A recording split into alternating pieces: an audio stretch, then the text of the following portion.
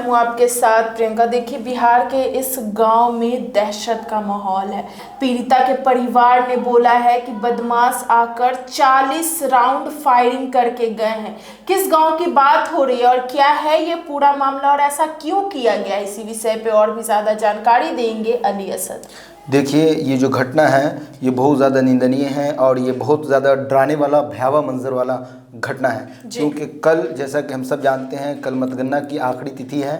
कल जो है रिजल्ट जो है वो शाये होंगे और बताया जाएगा किसकी सरकार बन रही है। उससे पहले यानी कल बुधवार की रात को ये हादसा हुआ है और ये जो है बहुत ज़्यादा चर्चा का विषय है। आखिर ऐसा क्यों हुआ और क्या कारण थे, इन सब चीज़ों को मैं डिटेल से आपको बताता हूँ। देखिए, पटना में बुधवार की रात जुआ खेलने से मना करने पर बदमाशों ने 3 युवकों को गोली मार दी। यानी ये कल रात की बात है, बुधवार की रात।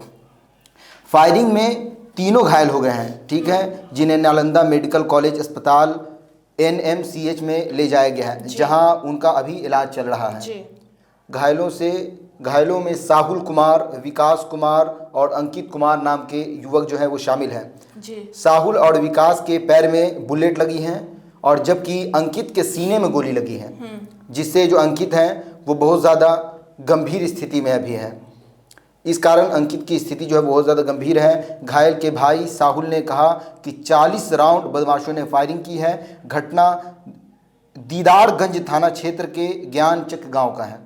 ज्ञानचक गांव। हाँ, साहुल कुमार जो है घायल के भाई साहुल कुमार जो हैं, जिनका नाम नीतीश है, वो बता रहे हैं कि हम लोग 25 लोग थे टोटल, जो चौराहे पर बैठे थे। वे लोग आए और लगातार फायरिंग करने लगे। घायलों में 2 की स्थिति जो है वो ठीक है और एक की स्थिति गंभीर है, जिसका मैंने आपको बताया वो साहुल हैं, ठीक है। साहुल के भाई नीतीश ने कहा कि वे लोग बहुत सारे थे, ऐसा लग रहा था कि थाने को जो है कोई डर नहीं है। गोली चली तो हम लोगों ने किसी तरह छुपकर अपनी जान बचाई। अफरा तफरी का माहौल था। आप सोचिए, 40 राउंड गोली अगर चल रही है तो लोगों में किस तरह का दहशत होगा। बिल्कुल, सारे लोग जो है इधर उधर छुपने लगे। ऐसा मंजर लग रहा था जैसा ताज होटल पे जो हमला हुआ था उस तरह का मंजर था कि 40 राउंड फायरिंग। एक सवाल रहेगा कि जुआ खेल रहे लोगों पे जिसने मना किया उसने हमला किया या जो लोग जुआ खेल रहे थे, तो जो मना करने आए तो मना किए वो कि जुआ मत खेलिए। आपने जो कहा वो मैं समझ रहा हूँ, ये बहुत लंबी कहानी है। उस कहानी को मैं डिटेल से आपको बता रहा हूँ कि मामला शुरू कहाँ से हुआ। ये तो गोली लगने वाली जो वारदात है उसको मैंने आपको बताया। अब मैं पूरे मामले पर आता हूँ। देखिए, यहाँ शराब पीकर जुआ खिलाता था। वो जो जगह है वो चौराहा है, वहाँ पर शराब पीकर लोग आते थे और जुआ खेलते थे। हम लोगों ने केस किया था। केस जो है वो मैनेज करने के लिए हम लोग को धमकी दी जा रही थी। वे लोग चोरी मर्डर करते हैं। वे लोग जो संदिग्ध हैं, वे लोग जिन्होंने हमला किया, उन लोगों के बारे में केस किया गया था कि ये लोग जो है वो हमलावर हैं और संदिग्ध हैं, जुआ खेलते हैं, शराब पीते हैं।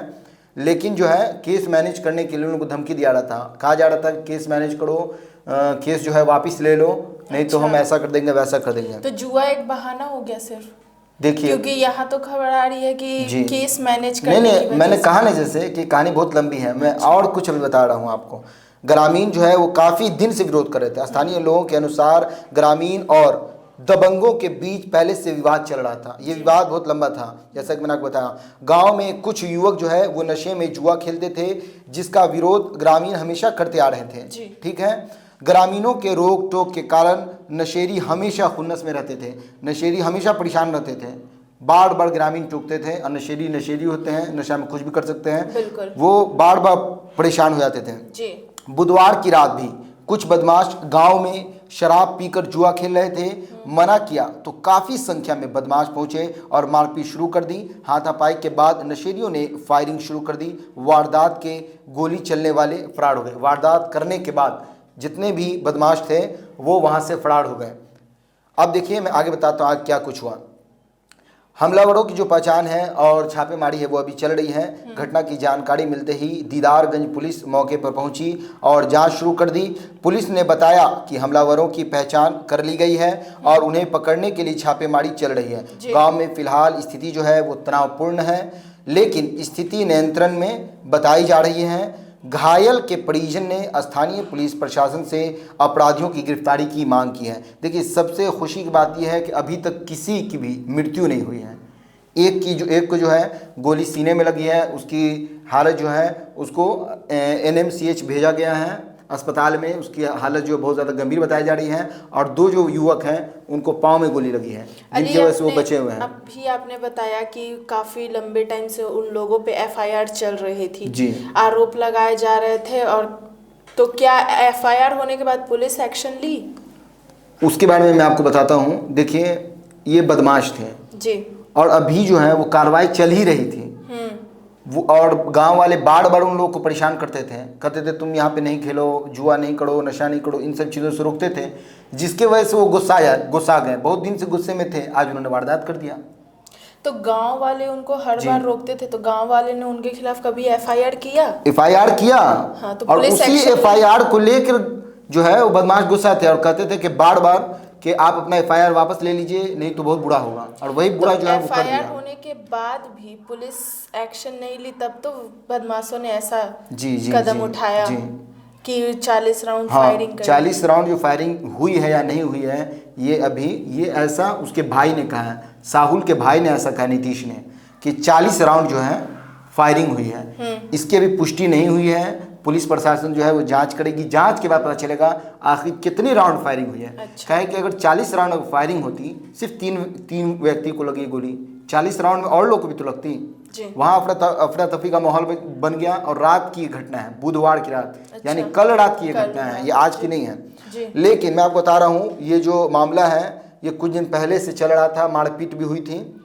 स्थानीय लोगों ने बताया कि ग्रामीणों और दबंगों के बीच पहले भी विवाद हो चुका है। जैसा कि मैंने आपको बताया, बार बार वो लोग का विवाद होता जा रहा था। नशेड़ियों को मना कर रहे थे, जुआड़ी जो थे उन लोग को मना किया जा रहा था, वो लोग मान नहीं रहे थे। और इसको लेके पहले से ही मारपीट हो चुकी थी। ठीक है, कुछ दिन पहले गांव में जुआ और शराब का विरोध करने पर इन युवकों के साथ मारपीट हुई थी और उस मामले में थाने में शिकायत भी दर्ज कराई थी। जैसे मैंने आपको बताया, SDPO अवधेश कुमार ने कहा कि रात करीब 9 बजे सूचना मिली कि पहले के विवाद में मारपीट और गोलीबारी हुई है, जिसके बाद पुलिस घटनास्थल पर पहुंची। वहां कुछ खोखे मिले। यहाँ पे 40 राउंड की जो बात कही गई है साहुल कुमार के भाई नीतीश कुमार की तरफ से, तो उसकी पुष्टि नहीं हुई है, लेकिन खोखे मिले, कुछ खोखे मिले हैं जो पुलिस ने वहाँ पर छानबीन किया। 3 घायलों को अस्पताल भेजा गया है। 2 लोगों को पूछताछ के लिए हिरासत में भी लिया गया है और एक की जो स्थिति है वो बहुत ज़्यादा गंभीर है। ये सारा कुछ कल रात, बुधवार की रात को हुआ और कल मतगणना है। मतगणना से पहले ये स्थिति बहुत ज़्यादा भयावह है। आखिर ये होना, ये एक सिस्टम का फेल्योर भी है। बिल्कुल जी। तो सुना आपने कि किस तरीके से पटना के इस गांव में कल रात एकदम दहशत का माहौल फैल गया, जहां पीड़िता के परिवार आरोप लगा रहे हैं 40 राउंड फायरिंग का, तो वहीं पुलिस प्रशासन इस पे एक्शन ले चुकी है और वो पूरी रिसर्च कर रही है कि कितनी राउंड फायरिंग हुई। हालांकि पुलिस इन सब को लेकर जांच में लगी हुई है, लेकिन इन सब वारदात को लेकर आपकी क्या राय है हमें कमेंट बॉक्स में बताएं। फिलहाल इस पेशकश में इतना ही। आगे की खबर देखने के लिए बने रहे हल्ला बोल टीवी के साथ। धन्यवाद।